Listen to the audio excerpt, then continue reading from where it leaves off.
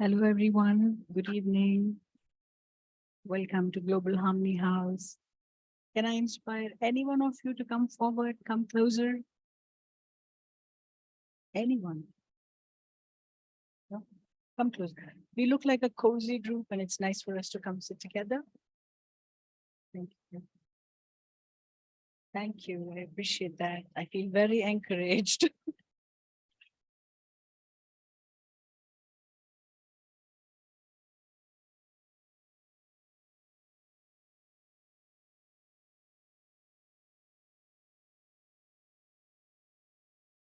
Very beautiful.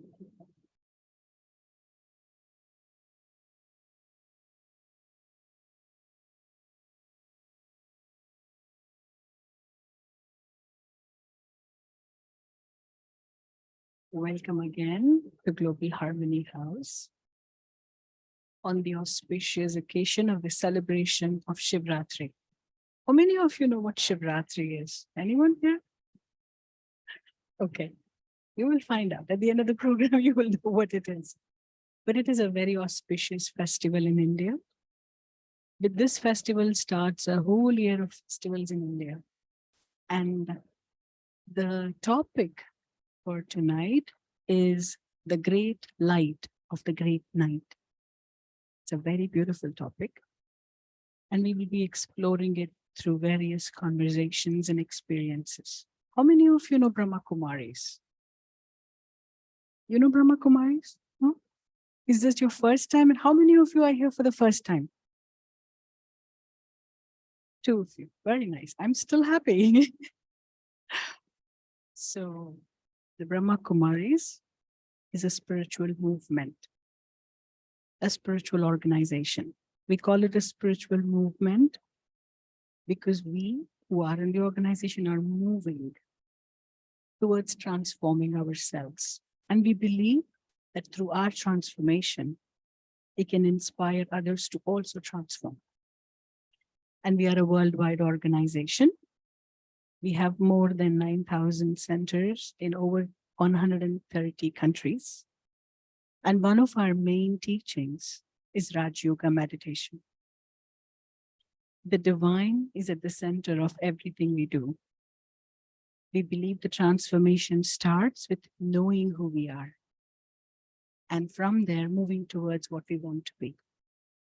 So we will start with a few minutes of invoking the presence of the divine, and then we will start the program for the evening. Welcome once again.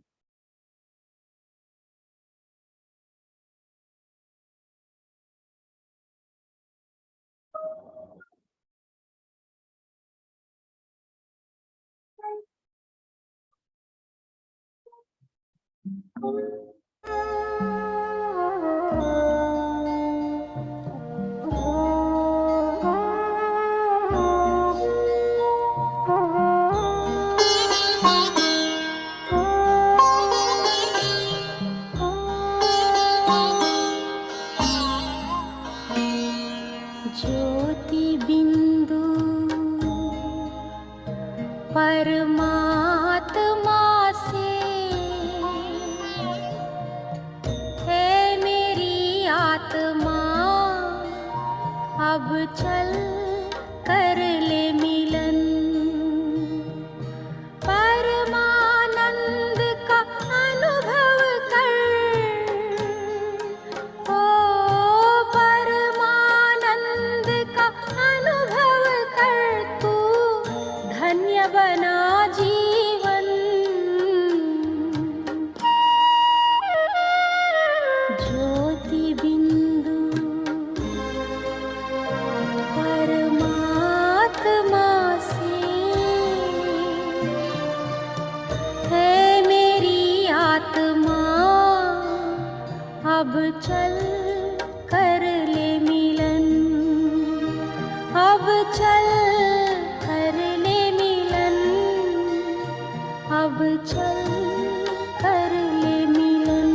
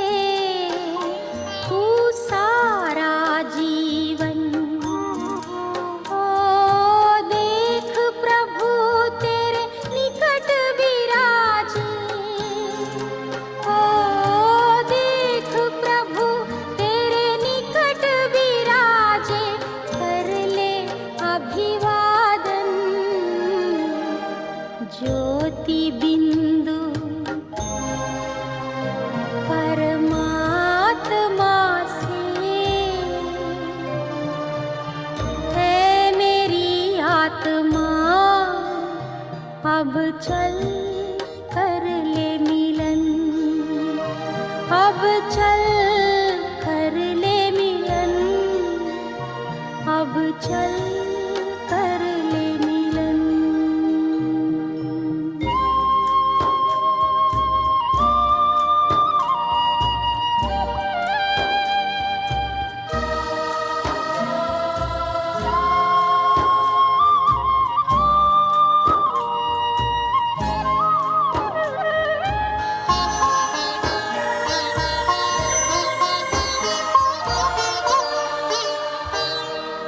ज्योति बिंदु के प्रेम सिंधु में चल आज नहा ले।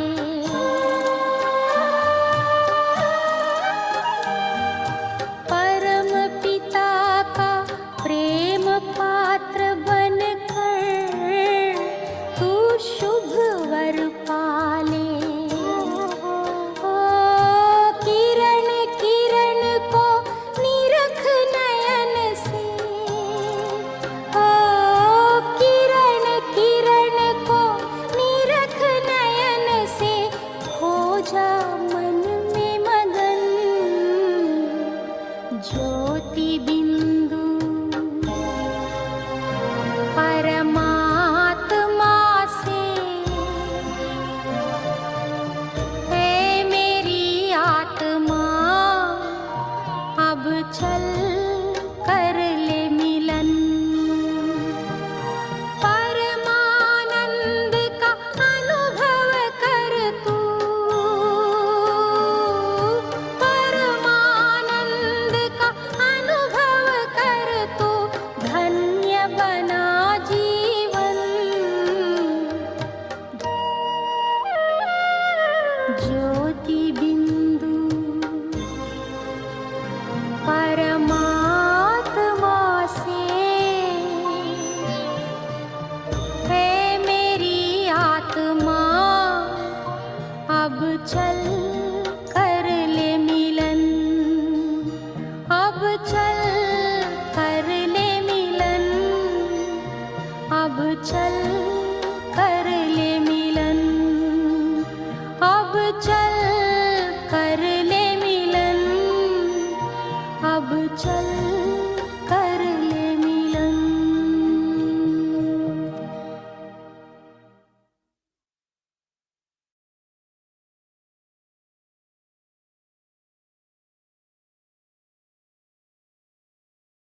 So for those of you who don't know Hindi, the song was talking about the experience when I, the light, connect to the divine light, the supreme light or the great light. We have a couple of sisters with us today who have done this, who have connected with the divine light, and they have seen some changes, some transformation in their own life.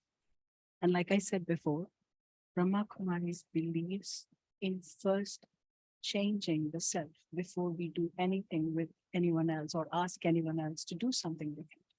So I would like to invite two of our sisters, Sister Susan. She's a daily student of Raj Yoga for the last 20 years. And when I say daily student,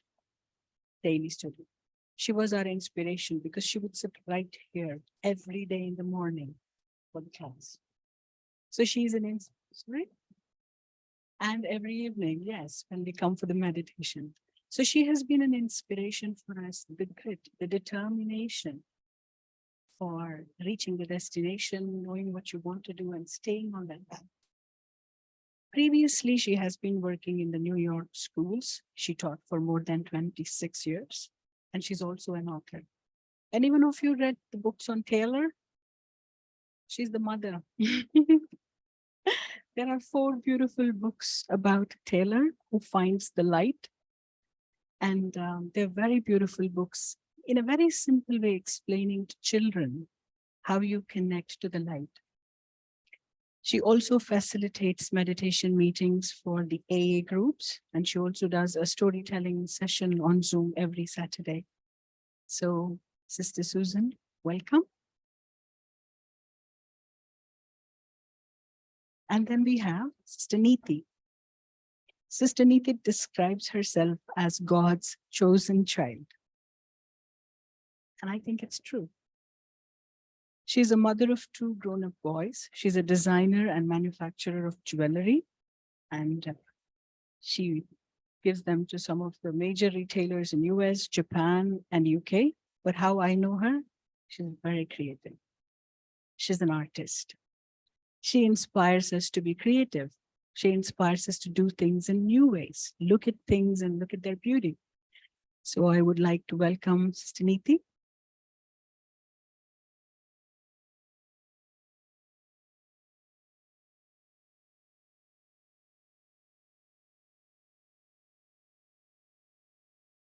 You're going to talk to us about their experiences.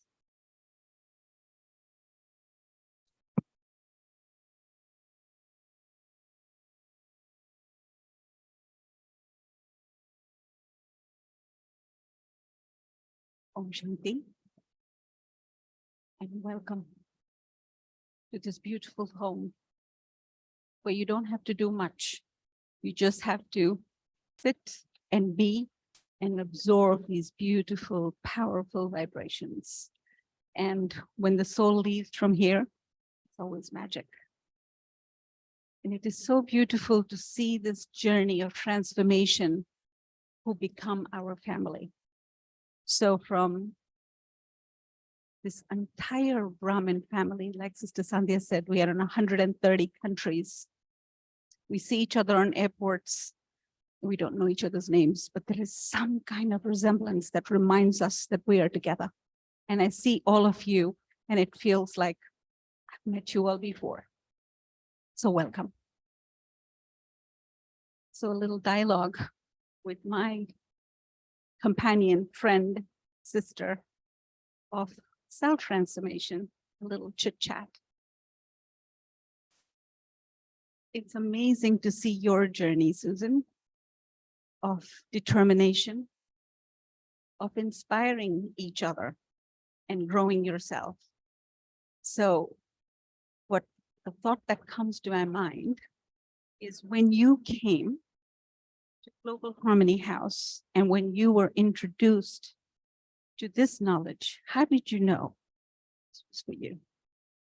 It's interesting because I didn't come for this whole package. I just wanted to get back to meditating. That would have been enough. And I was very happy with my life at the time. I thought I had a good spiritual life. I had a good relationship with God. And I really didn't think I was lacking anything other than I had stopped meditating. So I came for the 7-day course. Sabita's up there. She was my first teacher. And I don't know, it was something was very magical. I mean, with all I've been, I'd been in many spiritual studies since I was 20. And there was something here that I had never experienced before. And I was coming twice a week, and I found myself coming earlier and earlier. In fact, I had a Pilates class before, and I found myself canceling the Pilates class so I could get here earlier and earlier to spend a little more time meditating. And I just, every day, I just found myself getting happier and happier. I was getting up earlier and earlier. I mean, I was retired already. I could have gotten up at 11 o'clock. I was getting up earlier and earlier to meditate. I was running to classes here at the time. I lived in Queens, so I had to leave my house 5:15 to get here every morning for classes. And something was just pulling me and pulling me. And I found a few months in, I was just so happy. It was something that I had never experienced before, that kind of happiness. And what I thought after a while is, why did I waste my time with all that education in school? This is what we should really be teaching. This is the real stuff of life, not all that stuff that, you know, when you go to college and graduate school and all this. So I was just constantly becoming more and more intoxicated. And here it is 20 years later, and I'm still enjoying it. You were intoxicated the first day, or it kept growing? No, it kept growing. At first, it was just, well, this is interesting. Well, this is interesting. And then I think the deeper I got into the meditation and the deeper I got into the knowledge, and I love the philosophy, you know, every scene of drama is a benefit. If you start looking at things as a gift, everything's a benefit. The whole philosophy just changed my whole way of thinking. Beautiful. Beautiful. And now, my friend Niti, I know when you came here to Global Harmony House, you had a full, active, very successful life, 2 little children, a husband, a very successful business. What drew you here and kept you coming all these years? It's amazing that this invisible being who we call God, his presence and his magic unfolds so beautifully at the perfect time, being in the workforce, which most of us are, with responsibilities and duties. There was this pull, there was this light that kept pulling me. As a child, I had been introduced to this beautiful study with my mother. But at that time, I was just in love with my mother and the beautiful surrounding. And we had some very, when I say beautiful, very deity-like elders, sisters, who we call grandmothers. In Hindi, we call them dadis. I was very attracted to them and to this whole teaching. And of course, the time came that I grew up. I studied. I worked overseas, got married, had children. But that pull, that practice was this. This was the only thing that I knew. And when the time came, it's like time and this bright light, which is God, knows when is the right time to pull. So I truly look at all of you, it's magical that this invitation went out to so many, and there are just the chosen ones over here. So there is this pull that has brought each one of us over here. And I feel that that was my time. And this is that light in silence, in that whole running around and chaos of responsibilities that we have. We sometimes don't listen, but this beautiful light within us and that supreme light is like pulling you. And when you listen to that pull, it's like the heart, when you fall in love and how it pulls you. And that's how it pulled me inch by inch by inch, besides having young children and a full-time job and traveling overseas constantly. Yes, when they say you have one foot on the aircraft, that's how I was, traveling constantly overseas. But the study has made the biggest change in my life and made me the happiest person.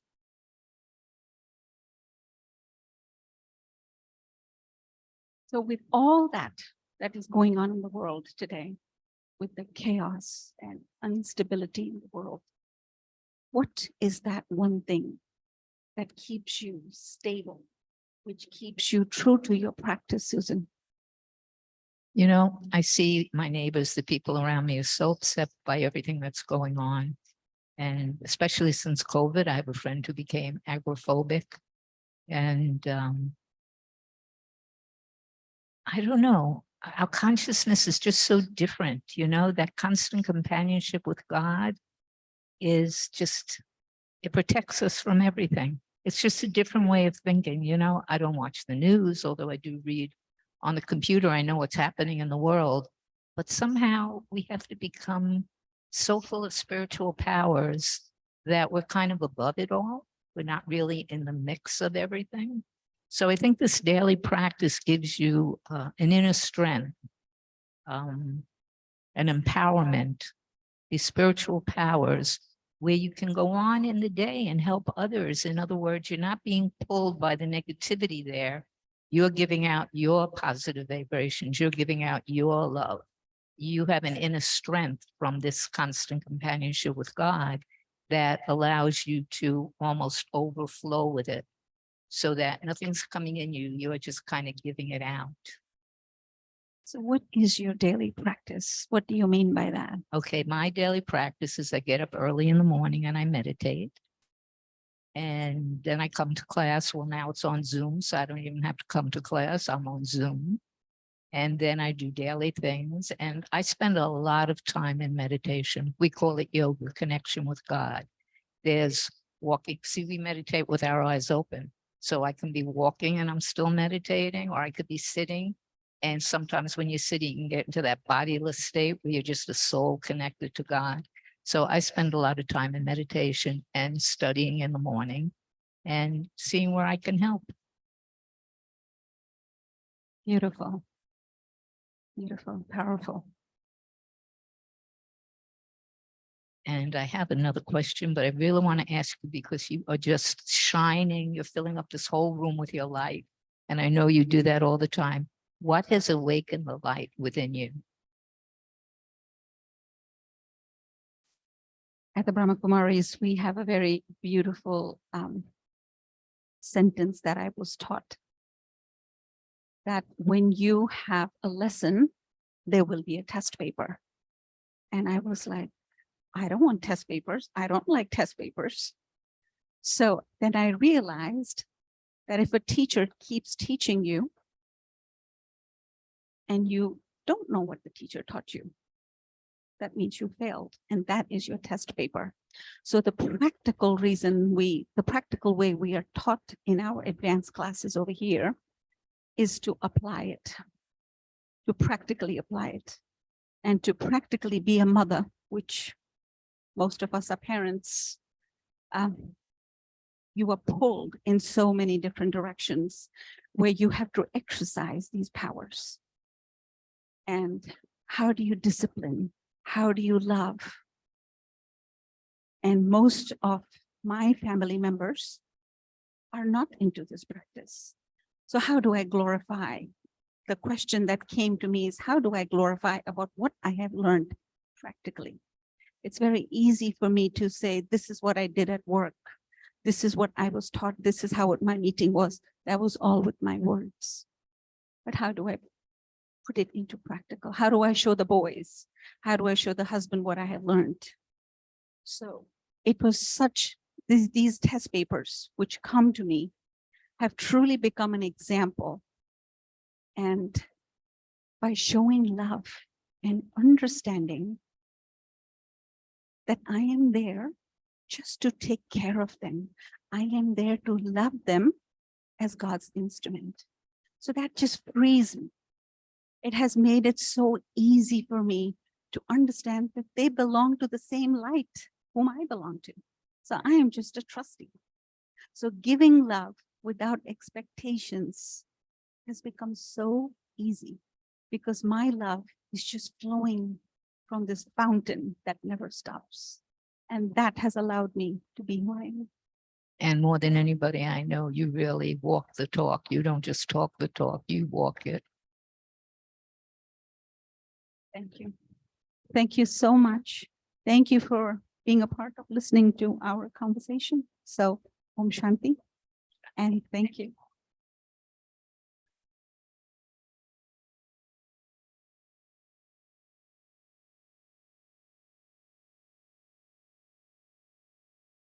Thank you, sisters. That was inspiring. Was it inspiring? Did you enjoy listening? All right, we have more then. We have more for you. I would like to invite Sister Carmen and Sister Louise to share their experiences. Sister Louise, in her spiritual quest, about 16 years ago, found the Brahma Kumaris when she attended a retreat at Peace Village. She's been a regular student for the past 7 years, and she has 2 sons and 7 grandsons. I would like to know how she's practicing this. Sorry? Granddaughters. Okay, that's more difficult, I think. 2 grandsons and 5 granddaughters. She's a retired English teacher. Many times, for many of us, English is not our first language. So we go to her. She helps us out. How do you pronounce something? How do you write something? So she helps us with a lot of reviewing and editing of the BK's work. She also MCs the Thursday night insight sessions from Global Harmony House. You may probably know every Thursday at 7 o'clock we have a session, and she, along with Michelle, MCs those sessions. And her enthusiasm and love for service is contagious. When you are around her, there is energy. You can feel it. Welcome, Sister Louise. Sister Carmen, she's been with the Brahma Kumaris for 25 years and again, a very regular student of the Brahma Kumaris here at Harmony House. She coordinates the classes and the activities in Bronx. She's a retired nurse practitioner. Through Point of Life Foundation, Carmen coordinates programs for healthcare professionals. In my experience of working with Carmen, coordinating with Carmen, she is tireless. She's absolutely tireless. Any time of the day, any time of the night, if you need something done, she will wake up, she will get it done, and she'll get it to you in time. Is this something all nurses have? I don't know. Sometimes I have this question. It doesn't matter what time it is. If you need it for morning 6 o'clock, at 2 o'clock, she's up and she'll get it done. It's an amazing inspiration for me because I want to sleep until my time to wake up comes usually. So welcome, Carmen. I would like both of them to have a conversation and share with us their experiences and how they practice what they learn here.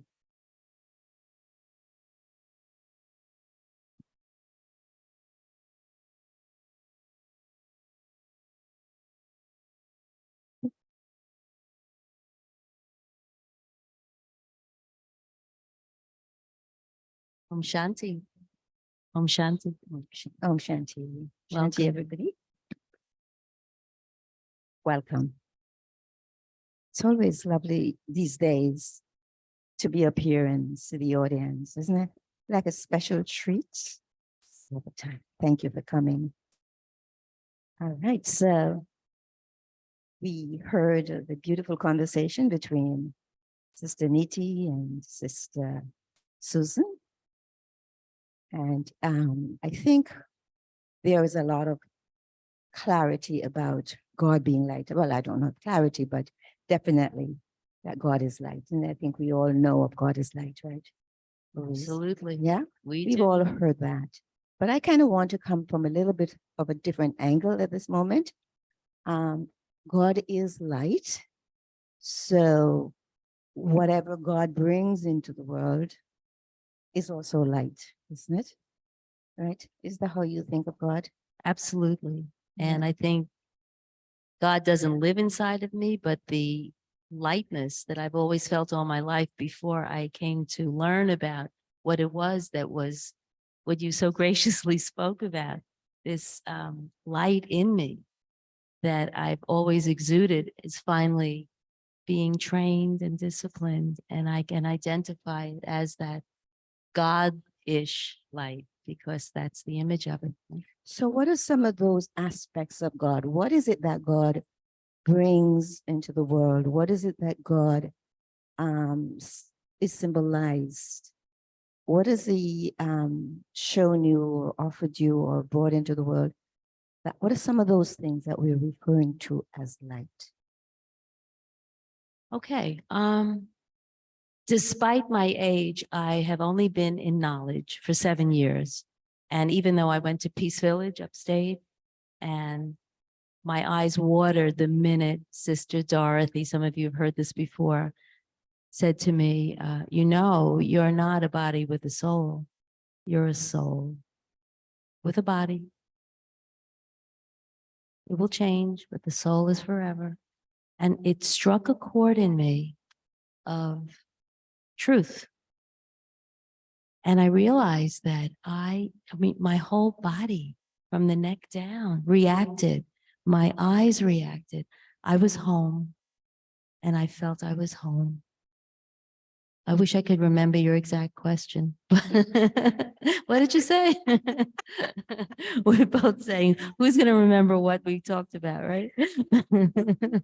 I was just wondering, God, what is it that God yeah, brings? that God you brings. receive that? So for a long time, I was a seeker and I always believed in a power greater than myself. But the light that God brought into my life was teaching me, first of all, that my idea of love was mostly wrong, that it was grounded in my ego, and it was grounded in the roles I performed. I was a mother, I was a wife, I was all these, but I was a very self-conscious, trial and error kind of human being. And it was rare that I could really touch something in myself that was authentic.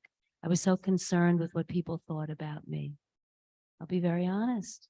And the role. And I get paid to talk. I was a teacher here for 27 years.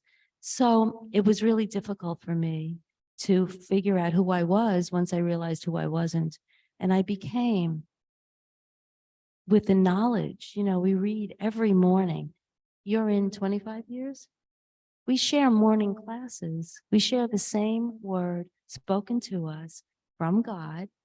We share the same knowledge, and God speaks to all of us the same way. So what I learned here, the knowledge, and we're really celebrating today or this month, being sons, S-U-N-S, not S-O-N, of knowledge. To me, it's the knowledge of who I am, who I belong to, that really, that light inside of me was something I was born to. I didn't create it, and it wasn't fake. It was the real me. What about you? What do you want to know about me? I want to know the question you just asked me. Well, for me, the light for me as well, first and foremost, is the knowledge. Because, I, like everybody else in the world these days, I was just kind of totally confused. Life was passing by. I was getting older. I had a job. I wasn't unhappy because I didn't have what I needed, or I didn't attain what I aimed to have attained in life. But with all that I had, I still didn't know where I was, who I was, where I was going, what's happening to me, what's happening in the world. And so what next? What next? And so the knowledge that made me realize who I really am and where does happiness really come from? It's not about the job, the degrees, the stuff. It wasn't about that. That was wonderful, but it's not about that. And that's not really where true happiness comes from. And so when I learned that I am a soul, I'm an eternal soul, I'm an immortal soul, and everything that I need, I have, because that's innate. That's what comes with being a soul. And it's there forever, Then the darkness of what's next kind of just disappeared. And so the happiness that emerged is a happiness that had nothing to do with anything in the physical world. It was just that subtle, eternal, unlimited me that which I was created with, and that's there always. So just the knowledge of God as well. Who is God? And that eternal relationship that's there. And that I'm safe. What might I be afraid of? I'm safe. And from what I'm hearing, happiness is an inside job. Yeah. It really is. Because look at the world. I know that my husband comes home very unhappy with the world. And we're not allowed to talk politics in my house. And I don't watch the news. I'm on a need to know basis. But that my happiness, my innate happiness with the connection, with the yoga that you guys spoke about, is just leaves me in a permanent state of happiness. And I know immediately when I deviate. But I want to talk about how, okay, so we have all this great stuff that you've been hearing from four of us. How do we bring that into relationships with people who don't have knowledge? Do you want to comment on that? Well, first of all, I have to realize that all of us are God's children. Okay? All of us are God's children, and all of us are entitled and have a right to whatever God brings into the world. And some of us are fortunate enough that we may be a little bit along the way before others. No? So I may come to know something that I truly believe, I truly know to be true. And I know if everyone has this, we could all be happy. But I also know that's not the reality. You know, the reality is that each of us is on a journey, and each one of us will get to where we need to get to in our own time. And I have to respect that and greatly respect that. And my part really is just to be who I am, to be what I need to be, to have good feelings, good wishes, pure thoughts and feelings for everyone, wanting the best for everyone, but understanding that everyone is on their journey and they'll get there. So to make sure that I don't allow my ego, that little thing we call ego, to come in the way and believe that you should be this way and you should be this way and this one should be this way. Just to appreciate each one for who each one is and appreciate their journey where they are. And how can I live my life in a way that I am revealing to you what God wants from all of us? And hopefully, you may see it and you may be inspired. But whatever it is, never to stop having good wish for everyone. Yeah, so I'm chomping at the bit because I want to get specific. Because the other thing we learn in the mornings and in all these classes is method. How do I bring it out? And I have great examples of that. The change in me is that I am a warrior for peace, and the enemy is peacelessness. And if anyone says or does something, I used to have to win an argument, was arrogant, and I was right. That's why I had to win. There's truth, and then there's untruth, right? You know me too well. I said I was. I fight it. We fight it. That's the nice thing. You don't have to have all your stuff go away. But I recognize when I'm in a bad place and I correct it. But when I encounter someone who is either misunderstanding what my good heart intended or in my face, you're nodding, I just don't have to engage. It's that simple. And if I don't engage, oh is a complete sentence, right? Oh, I don't have to fight back. And if I don't fight, there's no fight. I do this multiple times a day when it's necessary. I do it. My own son, I was in Guyana just a couple of years, and he says to me, Ma, he's 50. He says, Ma, I know you don't like to fight. How did he know that? He lives in California.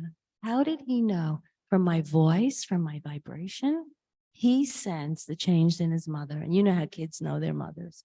So practically speaking, I don't have to engage with anyone except my higher power. And the last thing I want to say is that surrounding myself with these beautiful sisters who have so many more years than I do, who are so welcoming, I don't have to worry about anybody's ego here, except my own if it comes up, It's a beautiful, beautiful thing to be so privileged. And we're what are we, about 1 million people around the world? We're so tiny, practicing. Yeah, so So it's really changed me. It's really changed fundamentally. So do you think then it's possible, given what we have discovered, what you've shared, what others have shared, and what you've come to recognize, do you see that it's possible to live in this world these days? So much going on, with all the challenges and just in your everyday life. Is it really possible to live without the light in a really happy way? Can you really find happiness Without the light? without this light? No, I don't think so. Do you? No, I don't think so either. We can feel a little bit of happiness here and there, a little bit of pleasure here and there. But to sustain it, I feel that it's like almost impossible because there's so many challenges. It's like riding a roller coaster. If you like roller coasters, I hate roller coasters, but it feels great in the moment and then it's done. This is permanent. Mm. And the other thing is that sometimes, things, you're happy as long as things are going well. As long as the children are doing right, the husband is doing right, the job is going well, everything is okay. I'm happy. I can be happy, right? something just need to shift. And you get up tomorrow morning and it's not what you expected. Or you go to work and it's not what you expected. Things have changed. What do we do then for the happiness? Are we still happy?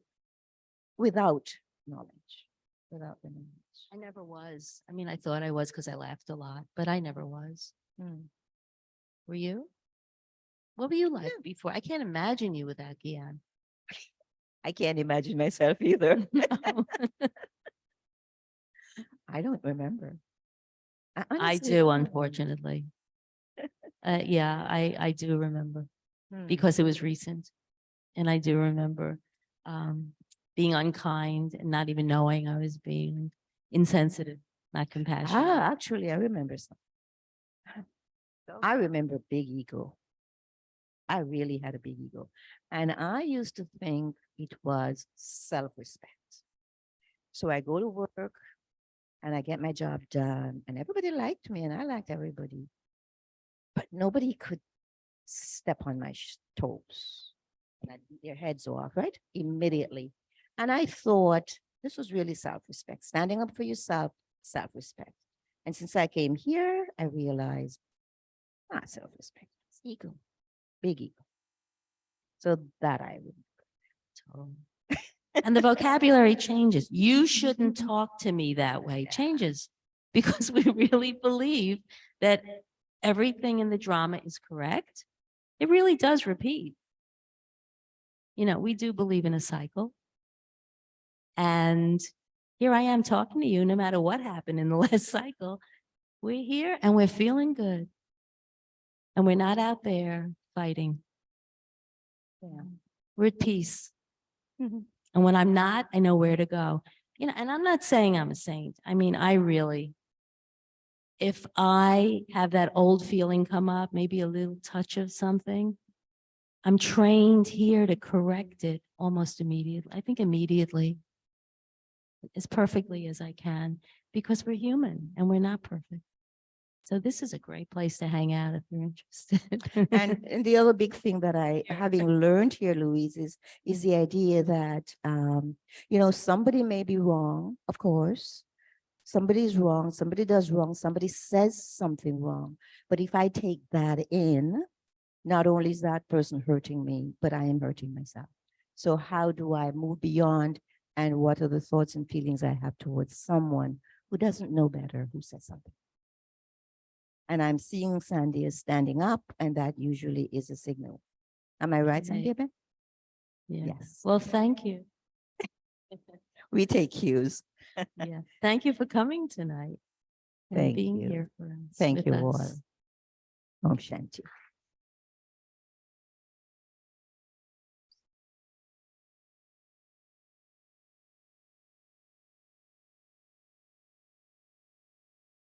That was beautiful. Thank you very much.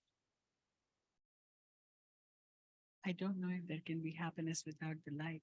I always thought the peace, the happiness, this is the light. There isn't another light. There's no physical light we're talking about. So that was interesting, wasn't it? Did you enjoy the conversation?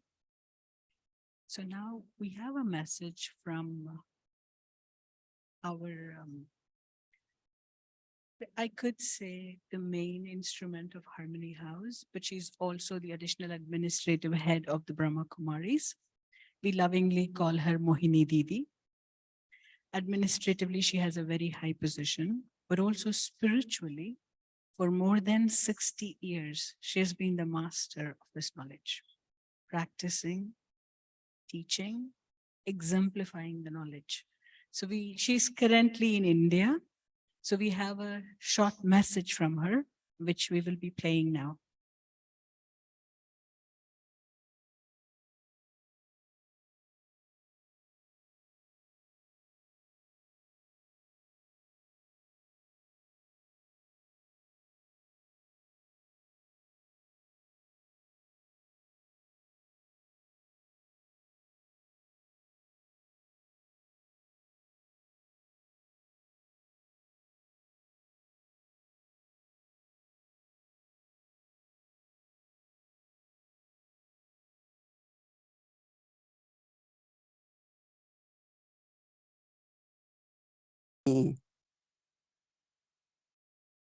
Today we are celebrating what we call as Night of Shiva, Shivratri. Actually, it is night time all over the world. There is darkness of ignorance and body consciousness. Because when there is ignorance, darkness, then there is lot of sorrow, vices, poverty, insolvent, so many negative situations, lot of violence, hatred.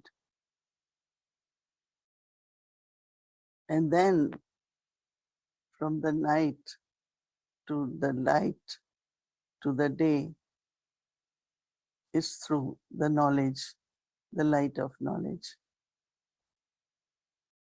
So God is the source of knowledge. He's ocean of knowledge.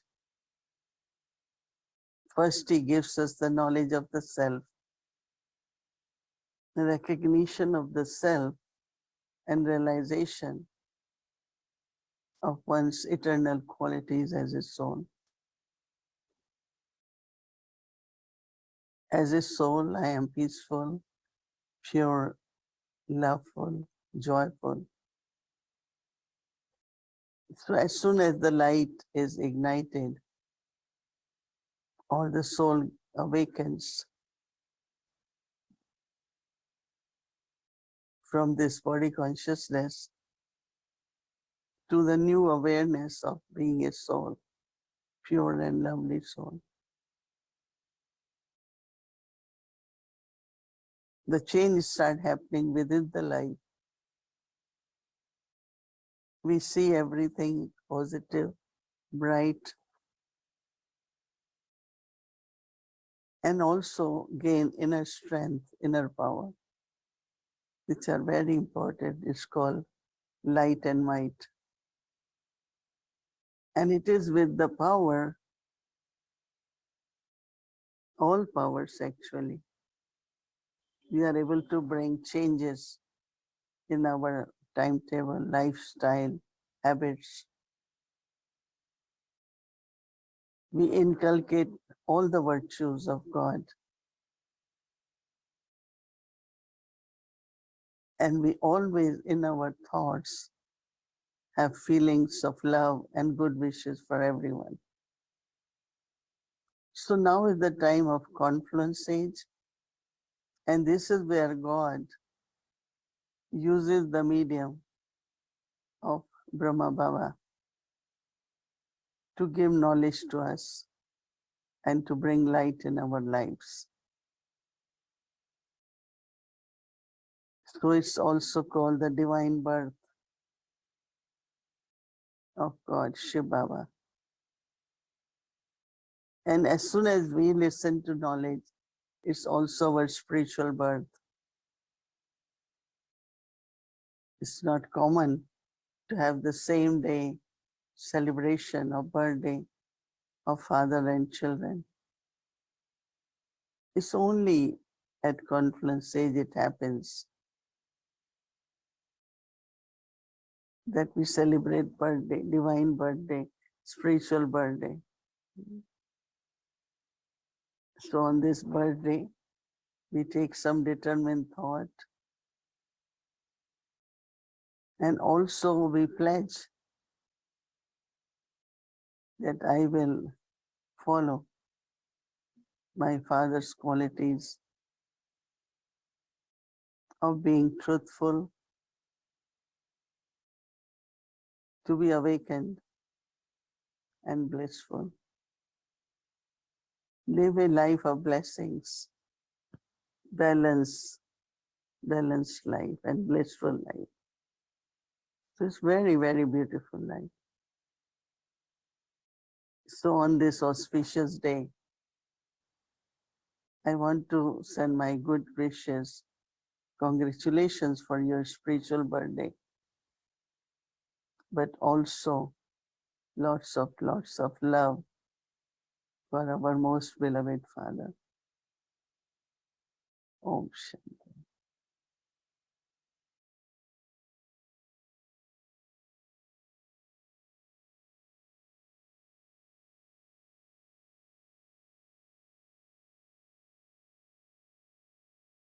That was a beautiful message. Now you're going to have questions, right? We'll have to answer some of the questions with the references she was making.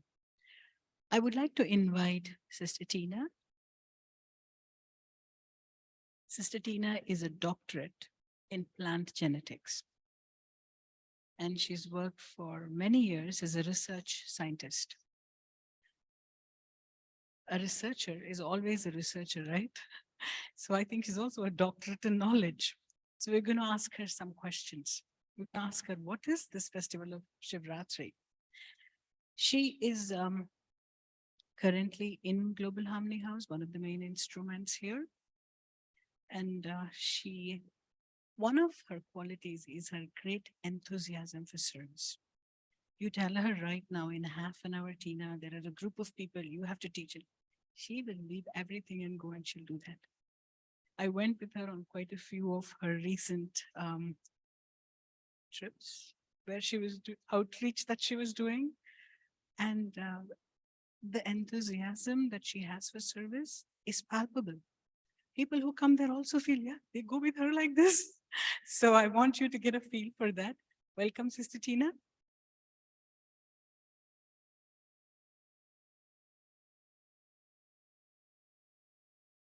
If I have not introduced myself, my name is Sandhya, and I'm going to ask her some questions. Okay? If you have questions, you can pass that to me too. I'll help you get the answers.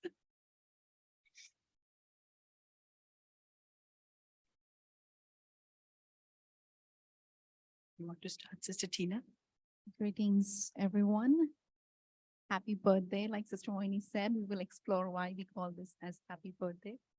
But let's start with little remembrance of the beloved Father, and then we will dive deeper into the spiritual significance of this festival. Well, let's invoke his presence once again. We'll play a song, but you also have this time to reflect. Whatever you've heard about and what it is that you would like to know more, you can reflect on that. Yeah.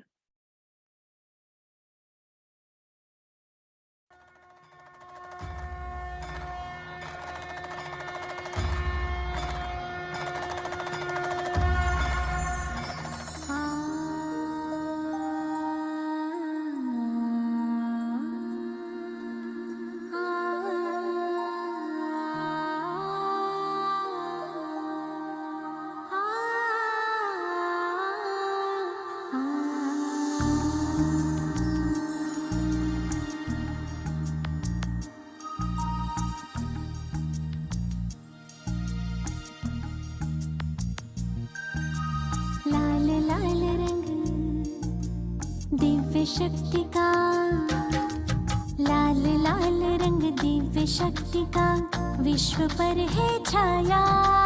Sarveshwar Shiv परम पिता भूमंडल पर है आया। लाल लाल रंग दिव्य शक्ति का विश्व पर है छाया। हो सर्वेश्वर शिव परम पिता भूमंडल पर है आया। ओम नमः शिवाय, ओम नमः शिवाय, ओम नमः शिवाय, ओम नमः शिवाय।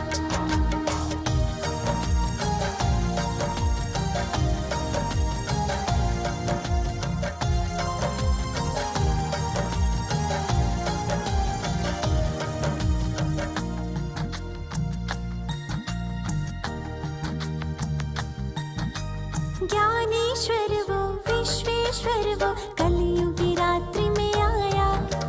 सर्व गुणों से हर मानव को देव तुल्य बनाया। सोमनाथ वो अमरनाथ वो बबुलनाथ कहलाया। खुद खुदा इस भूमंडल पर बहिष्ट लेकर आया। मात पिता बंधु सखा बन सब संबंध निभाया, आपस में सब एक है, हम ये संदेश सुनाया। ओम नमः शिवाय, ओम नमः शिवाय, ओम नमः शिवाय, ओम नमः शिवाय।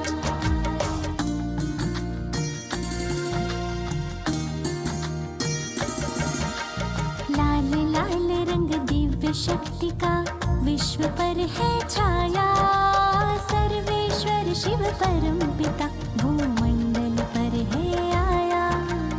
ओम नमः शिवाय, ओम नमः शिवाय, ओम नमः शिवाय, ओम नमः शिवाय, ओम नमः शिवाय, ओम नमः शिवाय, ओम नमः शिवाय, ओम नमः शिवाय।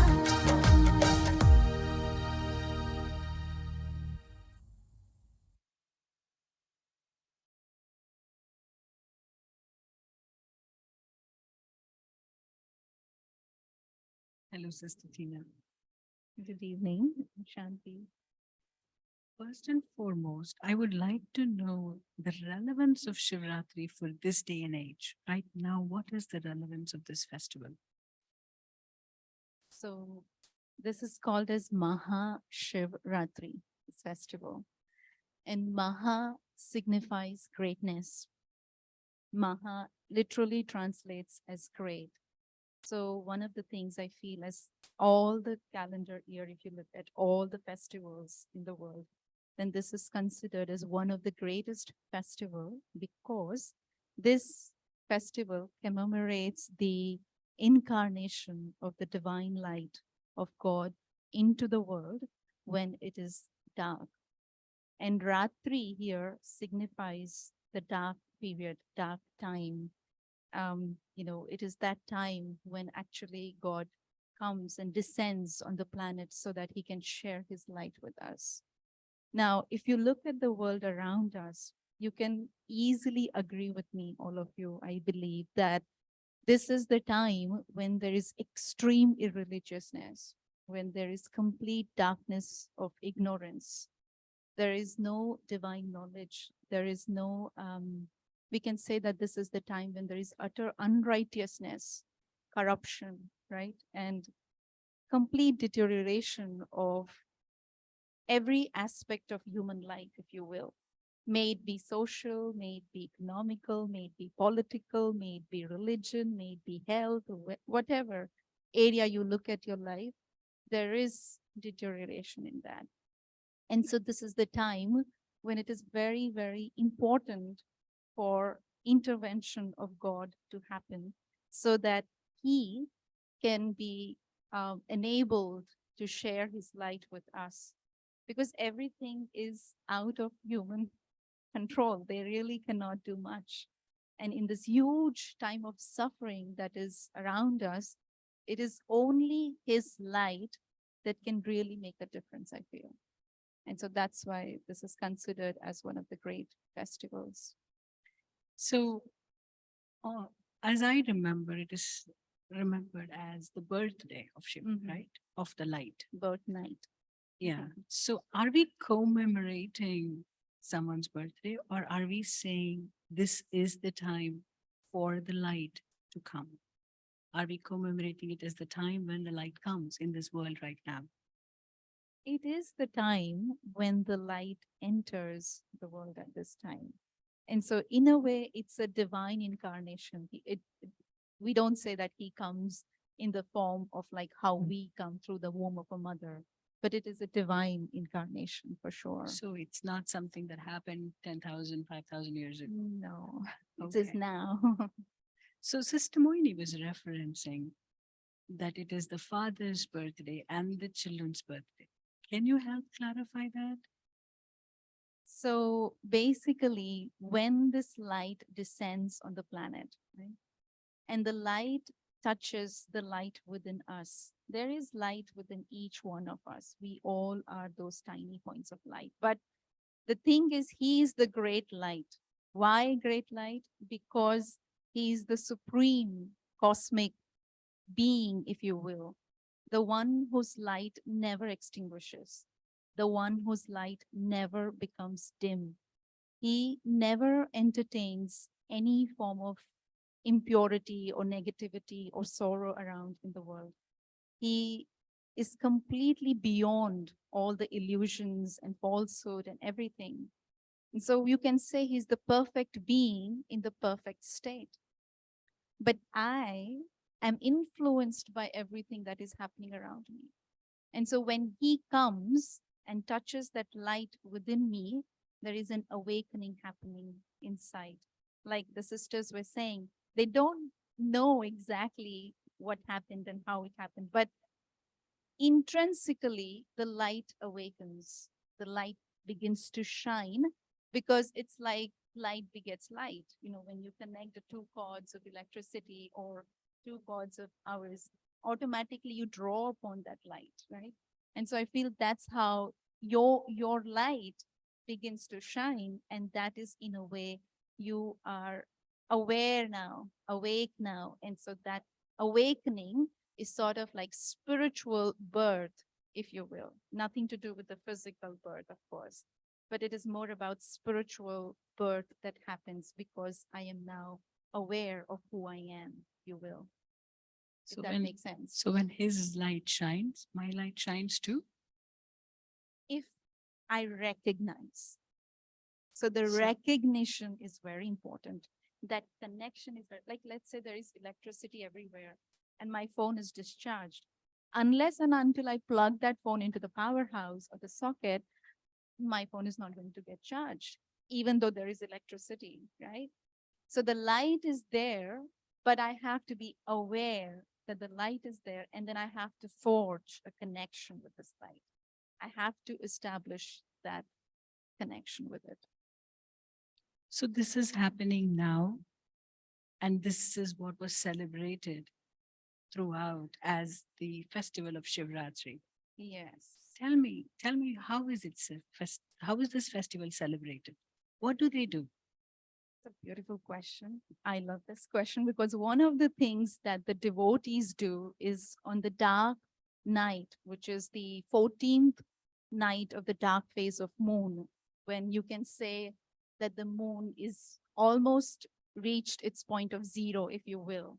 And during this dark period, the devotees are actually awake throughout the night, remembering God, doing penance, offering, and doing tapasya and whatnot, right? Because next day they know this light is going to come, new morning is going to come. And so, spiritually speaking, what it really signifies is that if when this light descends on the planet, if I am aware about it and I'm awakened to this light and I forge a connection with this light and I am awake throughout this dark phase on the planet, which is right now going on, if I stay awake throughout that time, then I can actually experience a relationship with the Supreme Being, who we also call as God or the Father, who is ocean of peace, ocean of love, ocean of happiness, like the sisters were saying. And so when I make that connection, automatically I'm able to experience all of those treasures inside myself. So for people like me who have difficulty even staying awake through a night, how am I going to stay awake through the life? Can you help me? How do I do this? Physically, you don't have to stay awake. You have to rest, you have to sleep, you have to eat. You know, they do fasting also. We don't say that you have to fast, but it is about being awake here, knowing that I am not what meets the physical eyes. I'm much more than that. I'm way beyond that. I am this light. And the way you can stay connected or stay awake is to just maintain that connection. That's all you have to do. So are there any practices that are remembered on the path of devotion of how they kept themselves awake? So they do some preparations, right? One of the things they do is on this day is that they make offerings, right? And they offer milk or water or different kinds of leaves and flowers, which are in particular not that pleasant. You know, those flowers really have no fragrance or no beauty. And what it spiritually means is that when the being, comes in connection with God in this time, I might perhaps not be in my most beautiful, perfect state. I might be little bit thorny, if you will. I might be little bit colored by these negativity. I might be filled with sorrow and pain. But in this condition also, if I offer myself to the supreme light, then God's love has the power to transform me and make me into a beautiful, sparkling jewel of light. I have a question. You know, usually when it's a festival, we make sweets, we eat, we wear new clothes, we go meet everyone. But this festival wasn't one in which we did anything like that. It was quite a serious festival. You didn't sleep, you didn't eat. So I always wondered, what is it about this festival that's so beautiful? Why do we practice on the path of devotion this way? That we don't eat anything and we don't sleep. What was it? I feel you might also share your viewpoint because Sister Sandhya also comes from that background where we have celebrated this. And then now she's also practicing spirituality. So you could have your sharing. That's okay. I will share. What I think is that on this day, fasting, which is done, really it's not about depriving myself of food. God, as my father, would never want me to not eat food, right? But what it commemorates or what it spiritually signifies is that I have to practice keeping this fast from negative thoughts or waste thoughts or impure thoughts, if you will. I have to have this commitment in my life that I will not feed my mind anything that is not positive.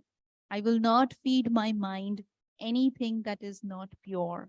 And when I'm able to hold on to such a commitment and I'm able to practice that, then my mind reaches a state which is very beautiful. And then with my mind, I can connect to God's mind. I can't connect physically, right? But through my mind and intellect, I forge a connection with the Supreme Being and I'm able to experience being in that relationship with one, which is very, very beautiful, like everyone else was sharing before me.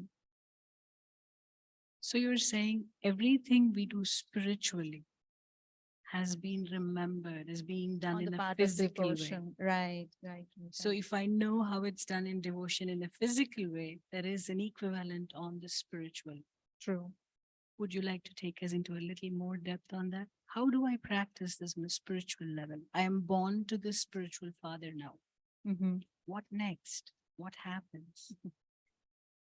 So one of the things that that even this morning's teachings, I remember really brought into our attention the fact that when I know the great light as he is, who he is, then I begin to know myself as I am and who I am and what I am. And knowing myself through the lens or through the vision of the Father is very important, I feel, because my own vision of myself can be very tainted. I could be very critical about myself. I could be very, having too many high expectations of myself, not being practical about myself. So my vision of myself is also not very great. And definitely the vision of the outside world, don't even go there, right? If they like white color, they'll say, oh, you look so beautiful in white sari. But if they don't appreciate white color, they will say, what are you wearing? This is not something you should wear, right?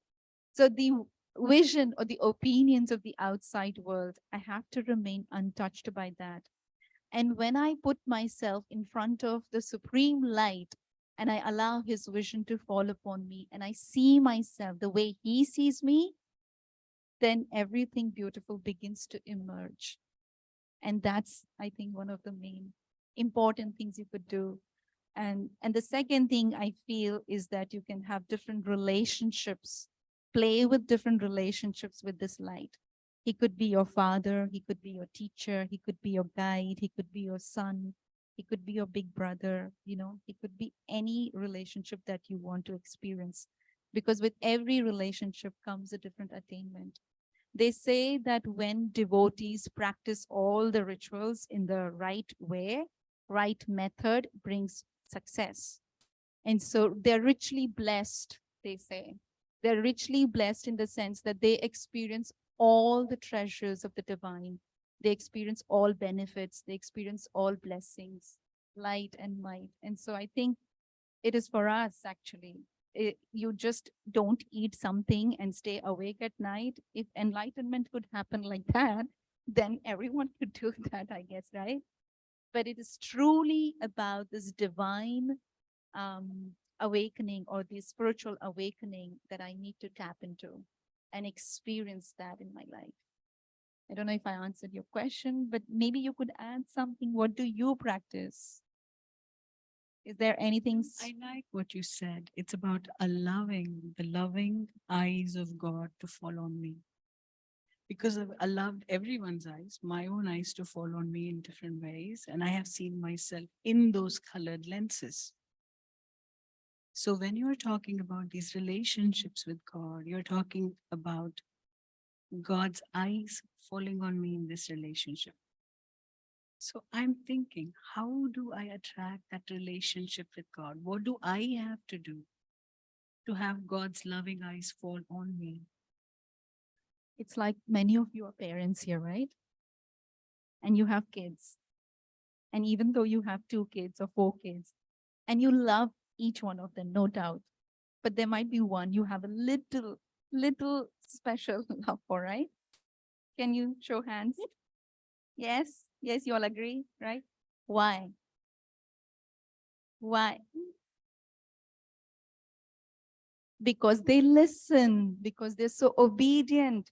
So if I want to experience the relationship of a father with this light, then I have to be obedient as a child. I have to see that the relationship in which I am on the opposite end. If I am a child, then I want to be number one quality child of the father. And you will get everything from the father naturally. You don't have to even ask. And similarly, if you see him as your friend, then you have to be the best friend you could ever be with this friend. And you will see that he will indeed be your helper anytime, anywhere, any moment you call upon him. So I really feel that on the opposite end, whatever is the relationship, I have to step up. I have to do my best, and then he will naturally do it.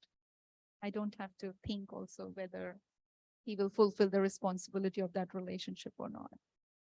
So on the path of devotion, anytime when we talk about the divine or the supreme, it's always about our saying a prayer, our asking for something, our talking to him.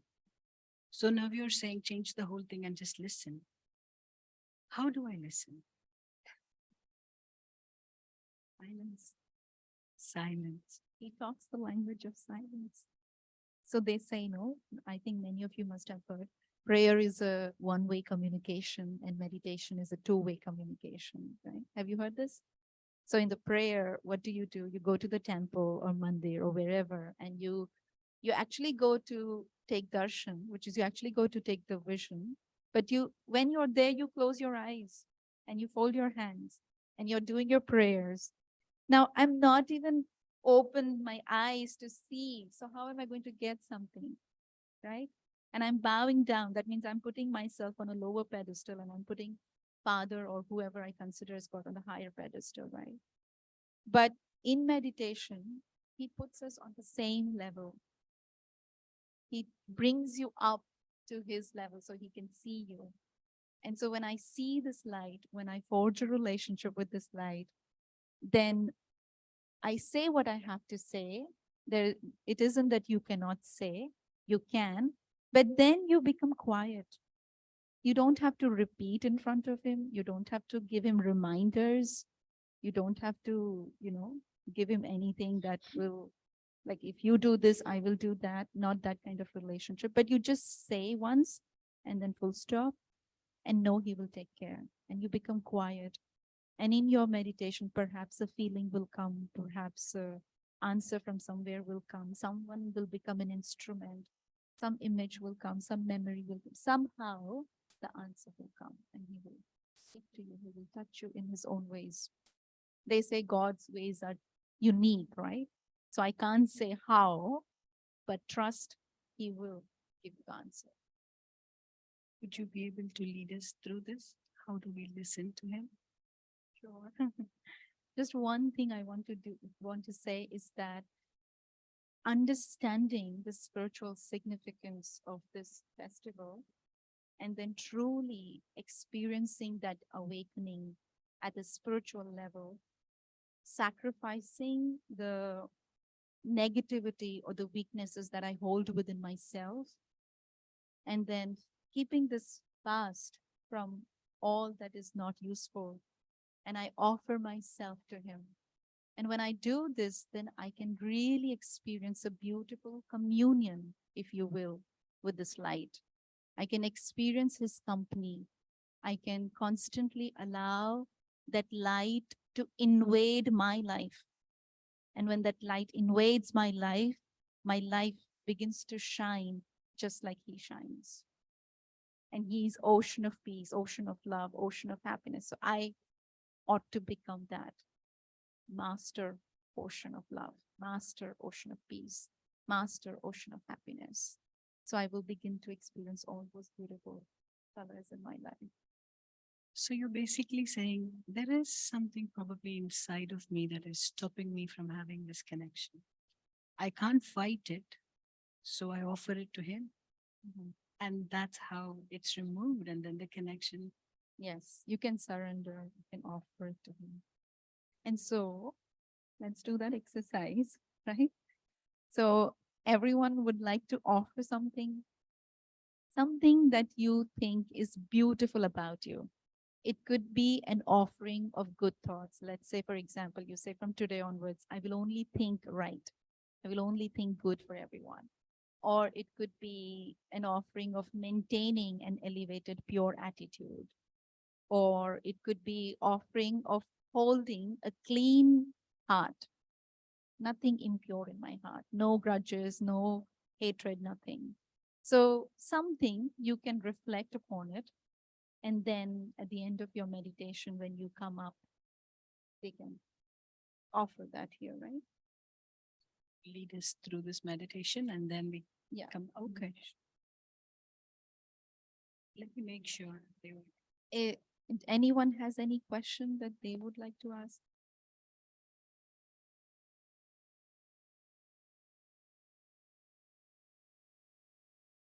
Okay.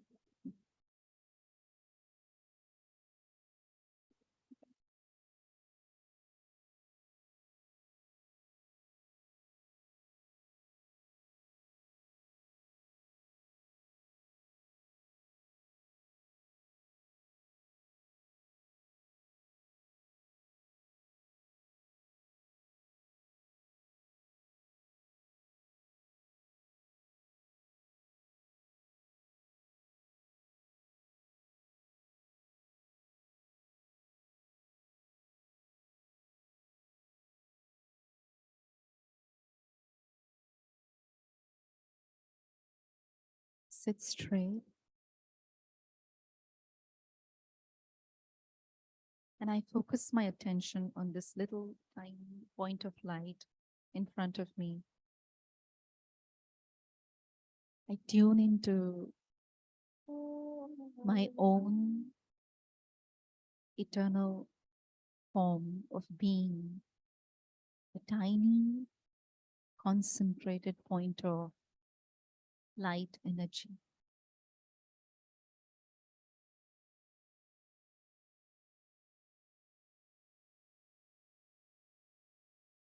I see myself as a sparkling little light.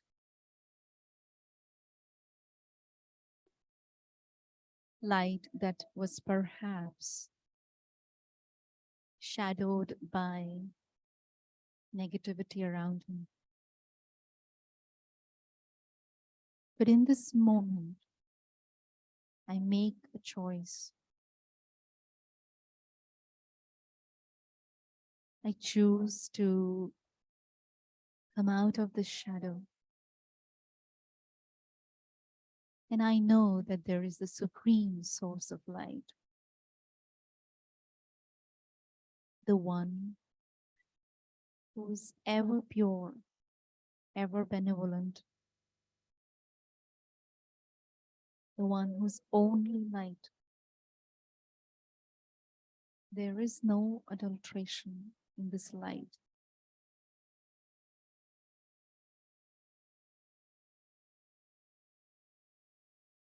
And so allow yourself to simply connect through your mind and intellect with this great light.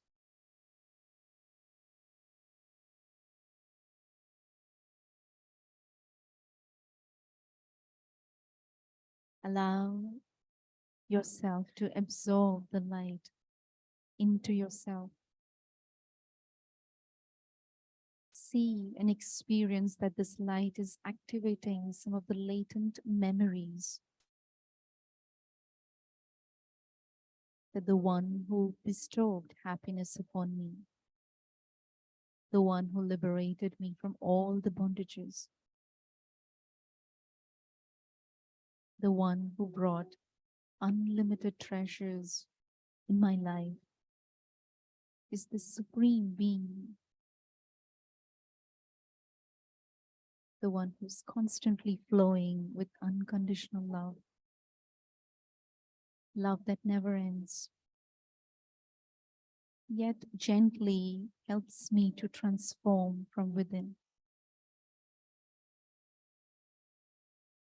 Allow God's light and might to enter within the self. Let this light touch the deepest core of the being, dispelling any darkness that I hide within.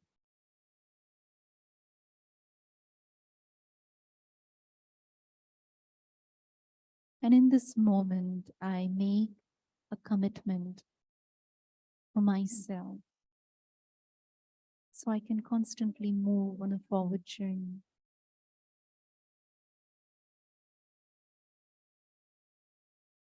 This commitment is not for just today, but for the entire life. And it could be a very simple commitment. For example, I want to be the one who only thinks good for everyone.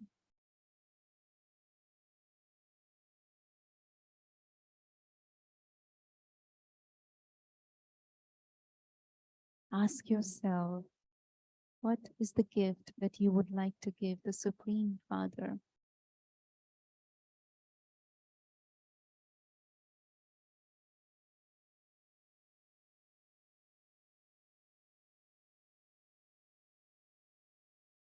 And as you're ready,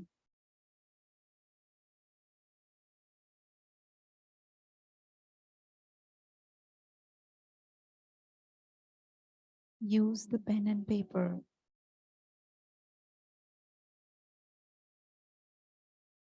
to make that offering with love from deep within your heart.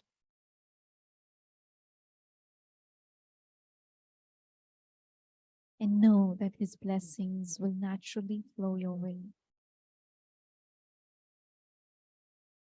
This light is permanent light. And moving forward today and always, I shall continue to be in this light.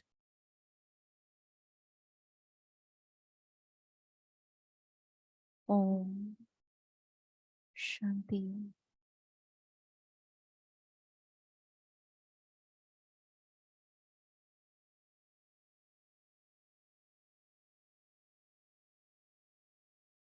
music on for a few more minutes. Do if you have a piece of paper and pen? Was it given to you? It didn't come here yet. It's coming from that side. Can I help?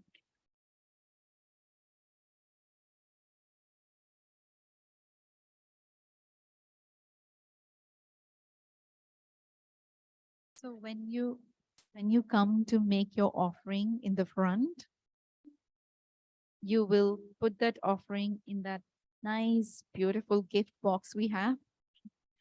So your offering will go there, and then you will get a blessing card, which will be his gift, like he's giving you gift on your birthday, which will be your special quality or special blessing, very unique for yourself. And then we'll also have a little sweet and a fruit that you will take from here as you come. Okay. Thank you everyone for coming. And you can continue to be in this light. Sandhya, you want to make something?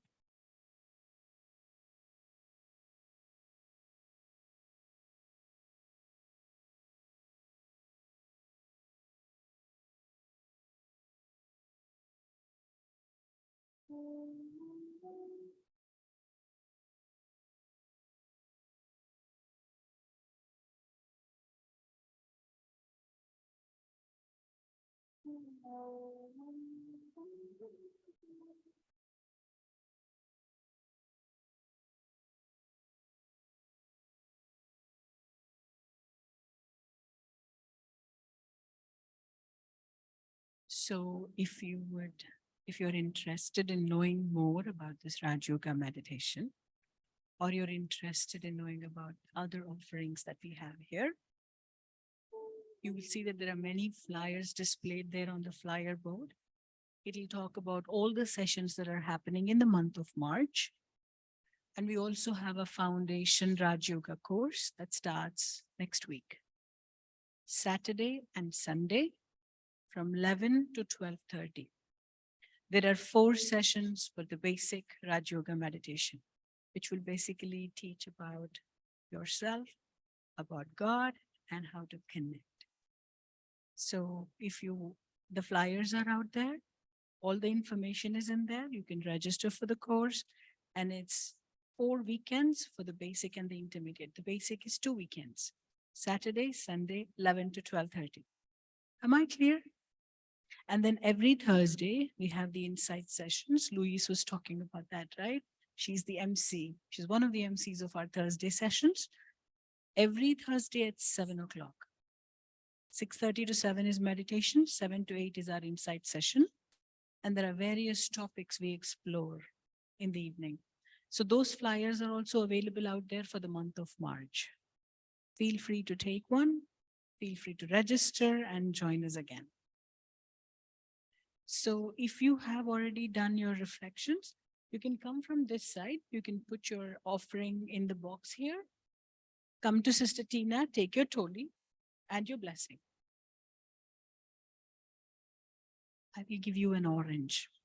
Would you like that? Okay.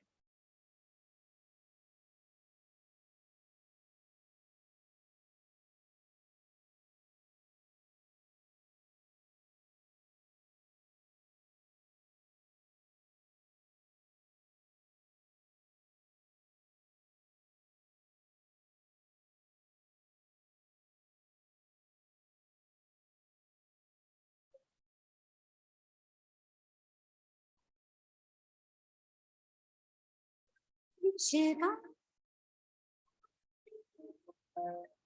Rika, Shiva.